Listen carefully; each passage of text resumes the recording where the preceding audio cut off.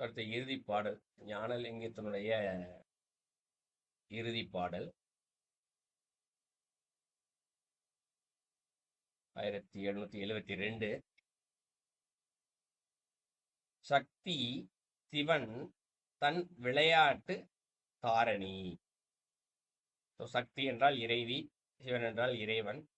தன் விளையாட்டு, தங்களது திருவிளையாட்டால் தாரணி அப்படிங்கிறாரு. தாரணினா இந்த பூமி, பூமியில் இருக்கக்கூடிய அனைத்து பொருள்களையும் அவர்கள் தான் உருவாக்குகிறார்கள். இப்ப இந்த ஞானியா வந்தாலும் சரி, இந்த உலகத்துல தானே வாழ்றாரு.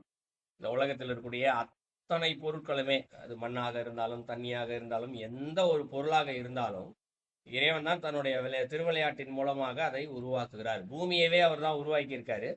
பூமியே உருவாக்கணும்னா பூமிக்குள்ள இருக்க பொருளையும் அவர் தான் உருவாக்கியிருக்காரு. இது எப்படி புரிஞ்சுக்கலாம்னா, ஒரு இடம் வாங்குறோம்னு வச்சுக்குவோம், ஒரு நிலம் வாங்குறோம்னு வச்சுக்குவோம். நிலம் வாங்கின பின்னாடி என்ன பண்ணுவோம்? வீடு கட்டணும்னு நினைக்கிறோம், வீடை கட்டிடுவோம். இப்போ நம்ம குடி போகும்போது என்ன பண்ணுவோம்? நம்மகிட்ட இருக்க பொருள் எல்லாத்தையும் உள்ளே கொண்டு போய் வச்சு வீடை கட்டி உள்ளே போய் உட்காந்து இது ஏன் வீடு அப்படின்னு சொல்லிக்குவோம். இப்போ வீடு தானே ஒன்று, அப்போ வீட்டுக்குள்ளே இருக்க பொருள் ஒன்று இல்லையான்னு ஒரு கேள்வி யாராவது கேட்போமா? நம்ம நிச்சயமாக கேட்க மாட்டோம். வீடு அவருதுன்னா அவருக்குள்ளே இருக்க பொருளும் அவரது தான். இந்த கேள்வி சிந்தனையில் கூட நமக்கு தோணாது. அதுக்குள்ளே இருக்க சோஃபாவோ ஃப்ரிட்ஜோ டிவி எல்லாம் அவரது தான்ன்றது நமக்கு மனசில் ரெக்கார்ட் ஆகிடும் இல்லைங்களா? அது மாதிரியே இந்த பூமி ஒன்றை என்ற இறைவன் இங்கு படைத்தால், இந்த பூமிக்குள்ள இருக்கக்கூடிய அத்தனை பொருளையுமே இறைவன் தான் படைத்தான். அவருடைய பொருள் தான். பொருள்கள் மட்டுமல்ல, நாமெல்லாம் கூட அவரோட பொருள் தான். நாம தான் இந்த இடத்துல சொல்லிக்கிறது இல்லை. நான் நான் என்று சொல்லிக்கிட்டே இருக்கோம். அவருக்கான பொருள் நமக்கு ஓனர் அவரு அப்படின்றத நம்ம சொல்றது இல்லை. ஸோ இது முதல் அடியில சொல்றாரு. ரெண்டாவது அடியில சக்தி சிவமுமாம் சிவன் சக்தி ஆகும் அப்படின்னு சொல்றாரு. அப்போ உள்ள இருக்கக்கூடிய பொருட்கள் எல்லா பொருளுமே இருக்கு. எல்லா பொருட்களும் அவருடைய பொருட்கள் தான். இப்போ இறைவன் எப்படி இருக்காரு? சக்தி சிவமா இருக்காரு. சிவம் இங்க அன்பின் வடிவமா இருக்காரு. யாருக்கு எதை தேவையோ அவர்களுக்கு ஏற்றார் போல கொடுக்குற இடத்துல சிவமா இருக்காரு. சக்தி இறைவன் கொடுக்கறத கொண்டு போய் யார் யாருக்கு எது எது தேவையோ அதெல்லாம் சேர்க்கும் இடத்துல இருக்கிறா. இப்போ இந்த உலகத்துல நம்ம சொல்லுவோம் இல்லையா, அவனன்றி ஓர் அணுவும் அசையாது அப்படின்னு சொல்லுவோம் இல்லையா? அப்ப எல்லாமே இறைவனுடைய காரணம் தானே. அப்ப இந்த உலகத்துல இருக்கக்கூடிய எல்லா செயல்களிலுமே ஒரு செயல் நடந்து கொண்டே இருக்கின்றது. அந்த செயலுக்குள்ள சிவனின் அன்பும் அவருடைய சக்தியும் இருக்கின்றது. ஏன்னா சக்திக்கு தான் செய்யறா. ஆனா சக்திக்கு எங்க அந்த ஆற்றல் வருது? சிவத்திட்ட இருந்து தான் வருது. அப்ப செய்யக்கூடிய ஒவ்வொரு செயல்களையும் இங்கு சிவமானது இருக்கின்றது. அதே போல இப்போ சிவமா இருந்துகிட்டே இருக்கு. ஒருத்தர் ஞானி ஆயிட்டாரு, எல்லாம் சிவமே என்ற கதியேன்னு கிடக்காரு. அப்ப அந்த சிவமே என்று இருந்தாலும் அவருக்குள்ளும் அங்கு சக்தி இருக்கின்றாள். ஸோ எங்கெல்லாம் இறைவன் இருக்கின்றாலோ அங்கு இறைவி இருக்கின்றாள், எங்கெல்லாம் இறைவன் இருக்கிறாளோ அங்கு இறைவியும் இருக்கின்றாள். அப்ப ஞானியா எல்லாமே சிவம் ஆயிட்டாருப்பா அவரு நினைச்சா கூட அவருக்குள்ளேயும் அங்க சக்தி இருக்கா? சாதாரண மனிதர்களா இருக்காங்கன்னா அவர்களுக்குள் சிவம் இருக்கின்றார். அப்ப நமக்குள்ளேயும் சிவம் இங்கு இருக்கத்தான் செய்கின்றார். நம்மகிட்ட தான் மட்டும் இருக்கார்ல, எல்லா பொருளுக்குள்ளயும் இருக்கார். நம்ம முன்னாடி ஒரு எறும்பு போச்சுன்னா அந்த எறும்புக்குள்ள கூட சிவம் இருக்கின்றார். இது தெரிஞ்சுக்கணும். மூணாவது அடி, சக்தி சிவம் அன்றி தாபரம் வேறில்லை அப்படின்னு சொல்றாரு. சக்தி சிவம் அன்றி, இவங்க ரெண்டு பேருமே இல்லாமல், அன்றினா இல்லாமல் அப்படின்னு பொருள். இவங்க இல்லாம தாபரம்னா ஆதாரம் அப்படின்னு பொருள்.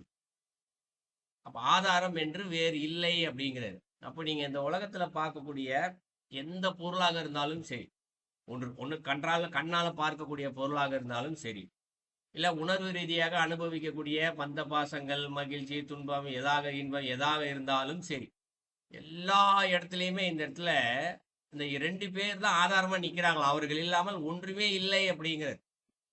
அதான் சக்தி சிவனும் அன்றி அப்படின்னு சொல்லிட்டாரு. 2 பேருமே இல்லாமல். அப்ப எல்லாத்துலயும் அவங்க இருக்காங்க. வேற எதுவுமே கிடையாது, அவங்க மட்டும்தான் அப்படின்னு சொல்லிட்டாரு மூணாவது அடியில. நாலாவது அடியில சக்தி தான் ஒன்றும் சமைந்து உரு ஆகுமே அப்படின்னு சொல்றாரு. ஸோ சக்தி தான் ஒன்றும் சமைந்து அப்படின்றார். அப்ப எல்லா பொருளுமே இங்கு இயக்க சக்தியாகத்தான் இருந்து கொண்டே இருக்கின்றது, இயங்கிக்கிட்டே இருக்கு. அசையா சக்தியை நம்ம கண்ணில் பார்க்க முடியல. அன்பை அவ்வளோ சீக்கிரம் உணர முடியல. பாசத்தை தான் உணர்ந்துகிட்டு இருக்கோம், பாசத்தை தான் அன்பு நம்ம நினைச்சுக்கிட்டு இருக்கோம். அது எல்லாமே சக்தி தான் இந்த இடத்துல. இயக்க ஆற்றலாக இருக்கும் பொழுதும் இல்லை உணர்ச்சி பூர்வமாக பாசத்தில் இருக்கும் போதும் அது சக்தி தான். அப்ப அங்க சக்தியா இருக்கக்கூடியது இயக்குகின்ற சக்தி ஒன்று தான். ஆனா இயக்குகின்ற சக்தியிலிருந்து இயங்கு சக்தி பல வெளியே வருகின்றது. அப்ப இயங்குகின்ற சக்தி எல்லாம் சேர்ந்து சமைந்து அப்படின்னு சொல்றாரு. எல்லாமே ஒண்ணு சேர்ந்து இயங்குகின்ற சக்தி, இயக்குகின்ற சக்தி, அங்கு சிவமும் இருக்கின்றார். எல்லாமும் சேர்ந்து ஒன்று சேர்ந்து உருவாகுமே அப்படிங்கிறார். உருவனா என்ன? வடிவம். அனைத்து வித வடிவமாகவும் இங்கு இருக்கின்றது. எறும்பு வடிவாகவும் அங்கு சிவமும் சக்தியும் இயங்கு சக்தி, அனைத்து விதமான இயங்கு சக்தி, இயக்குகின்ற சக்தி எல்லாம் அதுக்குள்ளதான். எறும்புக்குள்ளேயே இருக்கு, பெரிய யானைக்குள்ளேயும் இருக்கு, மனுஷங்குள்ளேயும் இருக்கு. இங்க அசையா பொருளாக ஒரு வீடு இருந்தால் அதுவும் அப்படித்தான் இருக்கின்றது. இது நாலாந்தடியில சொல்றது. ஸோ நாலடிக்கும் சேர்த்து பொருள் பார்த்தோம் என்றால் இங்கு எல்லாமே ஞானத்தின் வடிவாகத்தான் இருக்கின்றது. பட் நம் மாயையில் இருக்கின்றபடியால், மாயையில் பார்க்கின்றபடியால் இங்கு அந்த பொருளில் உயிரில் இறைவியும் தெரிவதில்லை, இறைவனும் தெரிவதில்லை.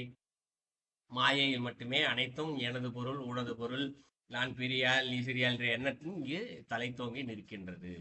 ஆனா அதுல தெரிஞ்சுக்க, இந்த உலகமே இங்க இருக்கக்கூடிய எல்லா பொருளுமே இறைவனுடைய திருவிளையாட்டில் தான் உருவாகி இருக்கிறது. அனைத்து பொருட்களும் அனைத்து உயிர்களும் எல்லா பொருள்களும் எல்லா உயிர்களிலுமே இங்கு சக்தியும் சிவமும் சேர்ந்துதான் இருக்கிறார்கள்.